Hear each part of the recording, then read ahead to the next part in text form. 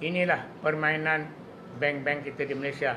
Dia suka menggunakan mahkamah tinggi untuk membuat keputusan terakhir bagi membankruptkan dan melumpuhkan seluruh tenaga dan usaha peminjam-peminjam bank.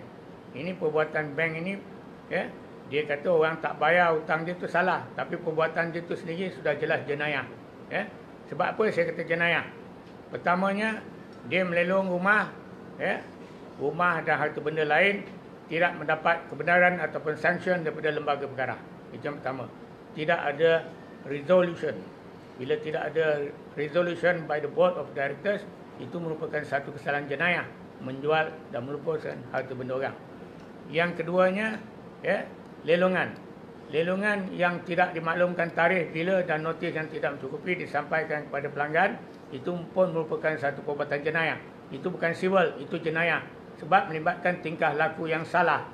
Bila tingkah laku yang salah, ada mala fide di sana, maka dia merupakan satu perbuatan jenayah. Dan ini jelas tindakan undang-undang boleh diambil. Dan kadang-kala, bila laporan dibuat kepada polis tak ambil tindakan dalam hal ni, dia kata kes ini civil pasal pinjam duit dan bank.